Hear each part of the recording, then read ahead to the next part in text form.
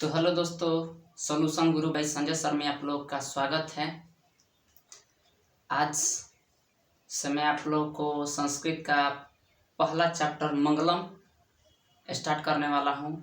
देखिए, पढ़िए और समझिए। 10th के लिए ये बहुत बहुत बहुत महत्वपूर्ण है और इसका श्लोक भी हमारे लिए बहुत महत्वपूर्ण है। तो आइए देखते हैं और सीखने की कोशिश करते हैं। संस्कृत NCERT 10th प्रथम पाठ मंगलम।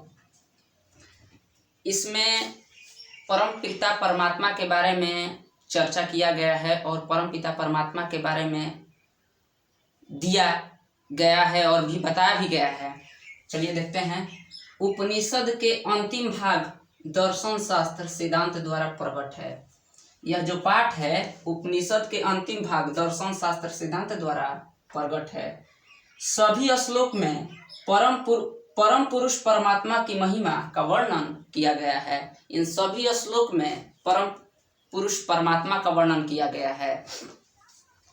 परमात्मा सभी जगह विराजमान है और उन्हें पाना सभी का परम लक्ष्य है। इस पाठ में उपनिषद से परमात्मा के लिए 5 मंत्र संकलित हैं। उपनिषद से इसमें 5 मंत्र संकलित हैं। सबसे पहले हम जान लेते हैं कि उपनिषद क्या होता है। तो आप लोगों की किताब में जब पढ़िएगा तो एक पन्ना के नीचे दिया है, उपविश्व शांति चितः सन गुरु मुखात अविद्यानाशक पाप मोचक तत् रहस्य सूर्यते इति उपनिषद कथ्यते। कहने का मतलब ये है कि गुरु के नजदीक शांतचित्त होकर के गुरु के मुख से अविद्यानाशक पाप मोचक तथा जिस रहस्य से जिस शास्त्र को जाना जाता है उसे उपनिषद कहते हैं। तो आइए हम देखते हैं कि और क्या है इसमें। सबसे पहला श्लोक हम लोग का है, हिरण्मयेन पात्रेण सपिहितं मुखम तत्वं पुसन्न प्रावीणु सत्य धर्माय दृष्टते। हिरण्मयेन पात्रेण सपिहितं मुखम तत्वं पुसन्न प्रावीणु सत्य धर्माय दृष्टते। इसमें कहा जा रहा है कि हे सूर्य भगवान, हे सूर्य भगवान, सत्य का मुख, सत्य का मुख चमकीले पात्र से ढका हुआ है। चमकीले पात्र से ढका हुआ है। हिरण्मयेन पात्रेण सपिहितं मुखम, हे सूर्य भगवान सत्य का मुख सोने, हे सूर्य भगवान सत्य का मुख चमकीले पात्र, सोने जैसे चमकीले पात्र से ढका हुआ है। सोने जैसे चमकीले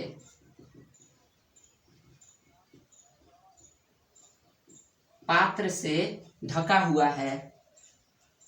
तत्वं पुसन्न प्रावीणु सत्य धर्माय दृष्टते। हे सूर्य भगवान सत्य का मुख सोने जैसे चमकीले पात्र से ढका हुआ है। मुझ जैसे सत्य धर्मी को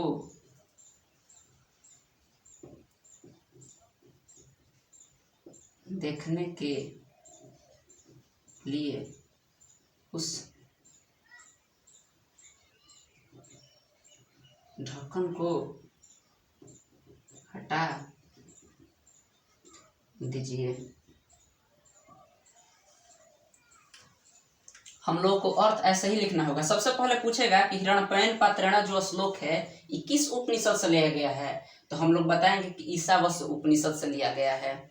मान लीजिए आप कभी पूछ दे कि यह श्लोक है, जो पहला श्लोक हिरण्मयेन पात्रेण सत्य धर्माय दृष्टते अंत में दे दे आपको, तो ये क्या बोलेंगे कि ईशावास्य उपनिषद से लिया गया है। उपनिषद के बारे में हम बता दिए हैं आपको। अब इसका अर्थ क्या होगा कि हे सूर्य भगवान सत्य का मुख सोने जैसे चमकीले पात्र से ढका हुआ है। मुझ जैसे सत्य धर्मी को देखने के लिए उस ढक्कन को हटा दीजिए। मान लीजिए आपका व्याख्या अगर पूछ ले तो सबसे पहले यही लिख देंगे कि सबसे पहले मंगलम पाठ से लिया गया है और उपनिषद के अंतिम भाग दर्शन शास्त्र के सिद्धांत द्वारा प्रकट है, यही सब लिख लेंगे। इसके बाद ये लिख लेंगे और इसमें बताएंगे क्या कि इसमें भगवान के बारे में बताया गया है, भगवान को परम पिता परमात्मा बताया गया है, सत्य के बारे में बताया गया है। यही सब लिख लेंगे, यही हमारा 10-15 लाइन हो जाएगा और वही हमारा क्या हो जाएगा, व्याख्या हो जाएगा। चलिए आते हैं नीचे वाले श्लोक में। इसमें दिया है अरोड़ियान महतो महियान, अरोड़ियान महतो महियान आत्मस्य जंतु निहितो गुहायाम तम क्रतु पश्यति वित्त शोको धातु प्रसादा हिमात्मन। अब कह रहा है अरोड़ियान महतो महियान, सूक्ष्म से सूक्ष्म, अरोड़ियान का मतलब सूक्ष्म से सूक्ष्म और महतो महियान मतलब महान से महान आत्मा। सूक्ष्म से सूक्ष्म तथा महान से महान आत्मा से मतलब आत्मा, जंतु निहितो गुहा मतलब जंतु के शरीर में स्थित है। सूक्ष्म से सूक्ष्म, सूक्ष्म से सूक्ष्म तथा महान से महान, महान से महान आत्मा जंतु के हृदय रूपी गुफा में स्थित है। जंतुओं के हृदय रूपी गुफा में स्थित है। तम कर्तु पश्यति वित्त शोको धातु प्रसादा हिमात्मन। इसे विद्वान लोग देखकर, अच्छा है, इस रहस्य को विद्वान लोग जानकर, इस रहस्य को विद्वान लोग जानकर परमात्मा को देख पाते हैं, परमात्मा को देख पाते हैं। कह रहा है कि सूक्ष्म से सूक्ष्म तथा महान से महान आत्मा जंतुओं के हृदय रूपी गुफा में स्थित है। इस रहस्य को विद्वान लोग जानकर परमात्मा को देख पाते हैं। तो ये भी परमात्मा के बारे में हुआ। अब इसके बाद हम तीसरे श्लोक का चर्चा करेंगे।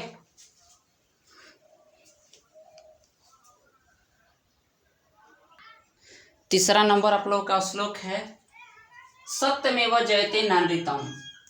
सत्यमेव जयते नानृतम मतलब सत्यमेव जयते मतलब सत्य का जीत होता है, और नानृतम मतलब झूठ का नहीं। सत्येन पंथा विततो देवयान माने सत्य के मार्ग से ही देवलोक का विस्तार होता है। एना क्रम त्रिशियो हप्तकामा जिसे ऋषि मुनि लोग प्राप्त करते हैं। यत्र तत्र सत्य निधानम परम निधानम, और इस सत्य को प्राप्त करके फिर उसी में मिल जाते हैं। अर्थ सत्य का, सत्य की जीत होती है, झूठ का नहीं, झूठ का नहीं। सत्य के मार्ग से ही देवलोक का विस्तार होता है। सत्य के मार्ग से ही मतलब सत्य के राह पर चलेंगे तभी भगवान को प्राप्ति कर सकते हैं। सत्य के मार्ग से ही देव लोक का विस्तार होता है, जिसे ऋषि मुनि लोग प्राप्त करते हैं ना। क्रम त्रिपसे अब तक हमा जिसे ऋषि मुनि लोग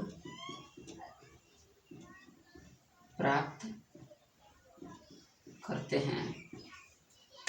यत्र तत्र सत्यस परम निधानम, फिर सत्य को प्राप्त करके, सत्य को प्राप्त करके उसी में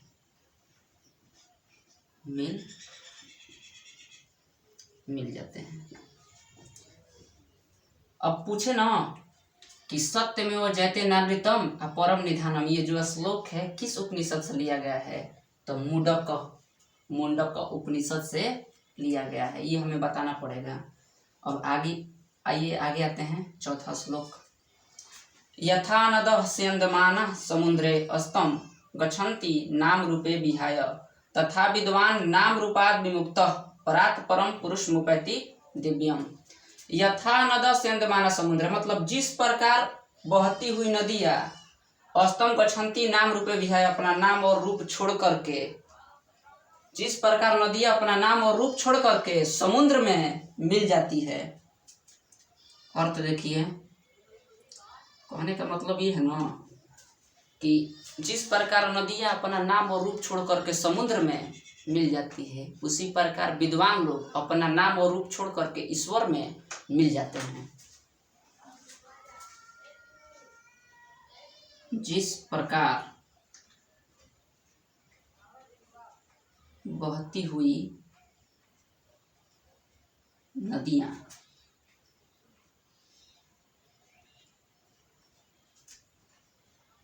अपना नाम और रूप छोड़कर समुद्र में मिल जाती है, समुद्र में मिल जाती है, उसी प्रकार विद्वान लोग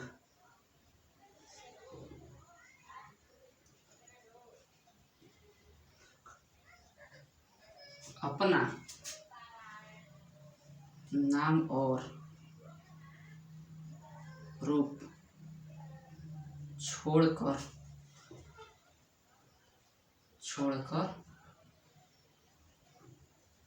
ईश्वर में मिल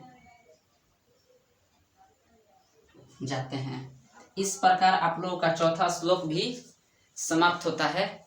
इसके बाद अगले श्लोक की ओर हम बढ़ते हैं। वेदाहमेन्तं पुरुषं महान्तं आदित्यवर्णनं तमस प्रस्तात् तमेव विद्वति मृत्युमेति नान्य पंथा विदते अन्यय। इस श्लोक के माध्यम से वेद व्यास बताना चाहते हैं, अच्छा है उपनिषद में बताया गया है। यह श्लोक सबसे पहले देख लेते हैं कहाँ से, किस उपनिषद से लिया गया है, तो श्वेताश्वर उपनिषद से लिया गया है। माने कहा गया है कि वे पुरुष महान होते हैं, वेदाहमेन्तं पुरुषं महान्तम, वे पुरुष विद्वान होते हैं जो खुद को अज्ञानी तथा दूसरे विद्वान, विज्ञान लिख रहे हैं हो, दूसरे विद्वान को ज्ञानी समझते हैं। ज्ञानी सोचते हैं और यही सोचते सोचते और यही सोचते सोचते विद्वती मृत्यु में मृत्यु को प्राप्त हो जाते हैं, मृत्यु को प्राप्त हो जाते हैं, क्योंकि वे जानते हैं, क्योंकि वे जानते हैं कि इसके अलावा नान्य पंथा विदते अन्याय, इसके अलावा कोई रास्ता नहीं है, कोई रास्ता नहीं है। इस श्लोक में कहा गया है कि वे पुरुष, यहाँ भी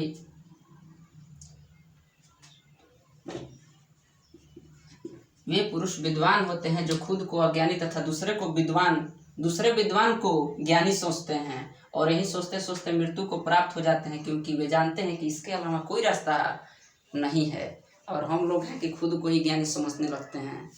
तो ऐसा नहीं है। इस श्लोक के माध्यम से बहुत ही अच्छी जानकारी हमें मिलती है। तो ऐसे ही पढ़ाई करते रहें और आगे बढ़ें और माता पिता का नाम रोशन करें। बस यही आप लोगों से उम्मीद है। खूब पढ़ें, खूब बढ़ें।